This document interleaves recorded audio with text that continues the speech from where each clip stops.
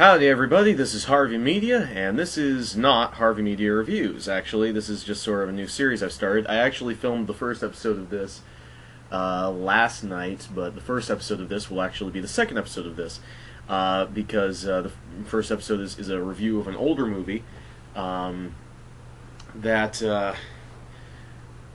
is not as topical, and I wanted to quickly review something that happened this week. The S.H.I.E.L.D, the pilot of the S.H.I.E.L.D TV series. I wanted to quickly review that strike while the iron was hot, and not jump on the bandwagon too late for anybody to actually want to see my thoughts on the matter. For those of you who haven't seen the first episode, so that's everybody at the time that this video is uploaded, let me just explain briefly what this is about. I filmed the review for the Shadow International Crime review a long time ago, but due to the fact that I am now a senior in college, I am extremely busy with a lot of actual scholastic things, and I don't have the time to actually create like real substantial content for my channel anymore. But I felt bad about just sort of letting the channel rot and not uploading regularly anymore, so I figured that what's something quick that I can do, and I figured vlog, very quick little vlog reviews, and this is going to be me trying to limit my usual hour-and-a-half long ramblings to 15-minute YouTube video length time, and doing quick little reviews and bits and things, and little reviews of stuff, topical stuff, or talking about maybe some pop culture news stuff further down the line. Let's talk about Marvel's Agents of S.H.I.E.L.D. This is the new series in the Marvel Cinematic Universe that Disney is making. Let's, for a second, put all issues of continuity aside. There are lots of references to the Avengers movie, which is on Netflix, so and a lot of people saw it, so I don't think that's too much of a hassle. Like, Agent Coulson is back. They wave away the explanation for why he's alive. Oh, sorry, spoiler alert. They wave away the explanation for why he's alive with a very sort of trite explanation, saying that they faked his death to inspire the Avengers. But there's a hint that they haven't told you the whole truth, and that there's going to be some more story further down the line. So my feelings on this show are mixed. It's kind of like what Nash once said about Doctor Who. Even at its worst, it's still better than anything else on TV. So, like, I didn't like the pilot, but it's still better than everything else on TV. American TV, anyway. Or almost everything else. It's a really fun show, and that's been my biggest criticism of television today, is that it's not fun enough. That's my biggest criticism with Man of Steel, is that we're not allowed to have fun as a superhero anymore. We have to be all epic and brooding and pissed off all the time. Shows like Hannibal. Hannibal Lecter is an extremely fun character, but you wouldn't know it from watching that show, Hannibal. It's constantly dour and constantly just like this. Everyone has to say that I'm a psychopath. Stuff like that. Granted, I have only seen the pilot, so maybe later episodes get better, but I didn't like what I saw. Meanwhile, the shows that I like, the older type shows, I like comic books. I like comic book movies. I like movies that aren't afraid to realize and really embrace how ridiculous the concept that they are working from is. So Iron Man, Thor, Captain America, the Avengers, these movies, and this is why Marvel is successful, I think, is that they really get to the core of who the character is. They embrace that cheesy center at the heart of every superhero, and then they really just go with it. And they really respect the source material in a way that DC has not been able to do with anybody but Batman of late. Batman is a brooding superhero. He's a dark superhero. It's just that making everybody else just like him is stupid, frankly. So in Agents of S.H.I.E.L.D., I have not read any S.H.I.E.L.D. comic book except for the very first issue from back in the 60s or 70s. I don't remember which, but like that first issue where they explained how Nick Fury joined S.H.I.E.L.D. That was the very first issue and the only issue of S.H.I.E.L.D. I've ever read. So I did appreciate the reference of, again, spoiler alert, the car Lola that you see in all the trailers is the flying car from that first issue of S.H.I.E.L.D. I don't know if that ever came back in the comics. I assume it did, but just I really did appreciate that, seeing that in the show. That brought warm feelings to my heart. That sort of really ridiculous 60s edge to the show is what it needed. The fight scenes in the show are great. The action is great. The humor is funny. The characters are not there, and this is where we start talking about what's wrong with the show. My first reaction to the trailer when it was first released was Whedon vomit, and what I mean by that is I'm a huge Firefly fan, love Firefly, love it to death. It kicks ass. I'm not as big of a Buffy fan. I'm not. I haven't. Their version of vampires offends me. Not really offends me, just sort of bothers me. I can't quite get past it, you know? And just some of the characters grate on my nerves. But I have to say that Buffy is a good show, and Firefly is an amazing show. And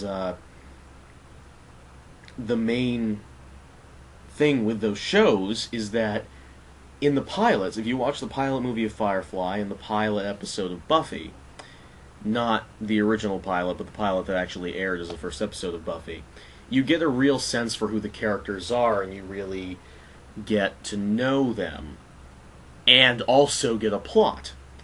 In Agents of S.H.I.E.L.D., we do not get to know the characters. There are implications that conversations are happening off-screen that are far more interesting than the conversations we have to see them have on screen, because Whedon has been known for his snappy, witty dialogue, which is great when you have characters who can deliver them. For instance, Thor, Iron Man, the Incredible Hulk, Captain America. These are characters that we all... Also Scarlet...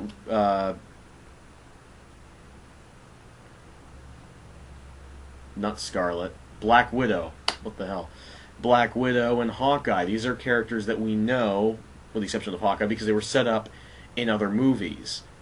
And we know them very well, so the banter is written from the place of already knowing them well, and that way we already know the characters and the humor works. Firefly, the characters are very distinct and set up very, very well from minute one. So when their witty repartee is going around, you definitely feel for the characters, and you understand when a certain person is going to make a joke that another person wouldn't, stuff like that.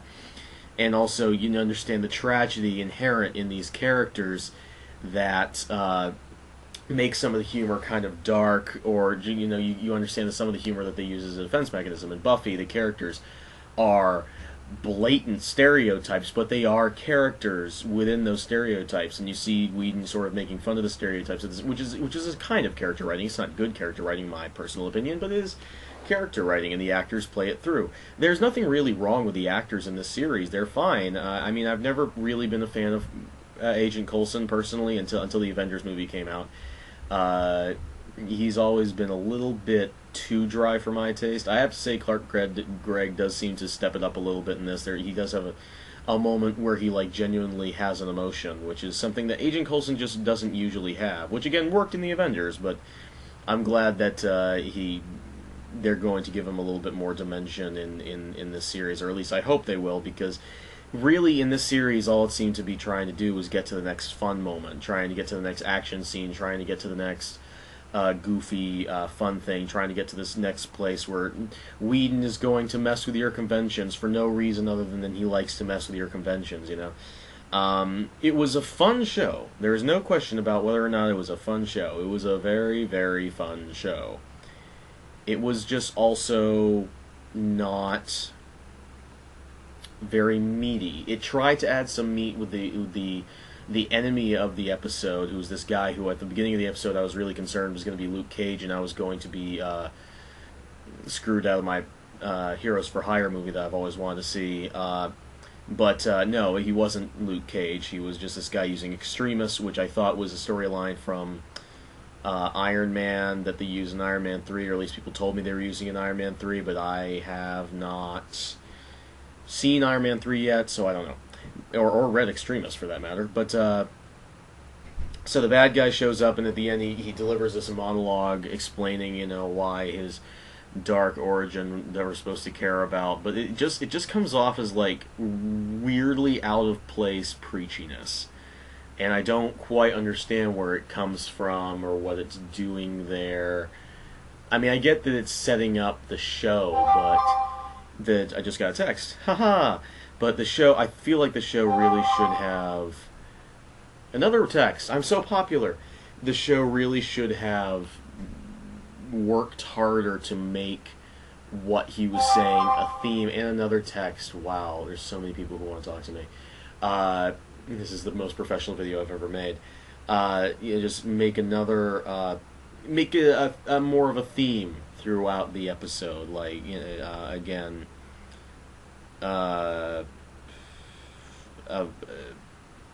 Avengers. What it means to be a hero is a huge theme of that movie. So when Nick Fury at the end of the film spouts poetic about Agent Coulson's death, it has real weight. And again, there are storylines that I can see them developing in the future. They have left room for those storylines. It's just that it kind of feels like watching any given episode of Season 1 of Torchwood, which I'm working my way through right now. When you may have a fun adventure in the episode, but by the end of the episode, you won't know who the characters you went on the adventure with are, with the exception of Coulson. And even then, you don't know who he is, because we are given a brief moment where someone says he might not be who he is, and then we're just left cold with that. We don't have anything else. So yeah, so very mixed feelings. Again, really fun show. Much more fun than virtually anything on TV right now. And I personally am looking forward. I will probably tune in at least for the next couple of weeks just to see how this show goes. And I mean, I don't have a TV, but I will be streaming it on Hulu. And I recommend it cautiously, but I recommend it. Yeah. So you guys enjoy your week. Like the video if you liked it. Dislike the video if you're a horrible person. Favorite the video if it is one of your favorites, in which case, aw, thanks guys.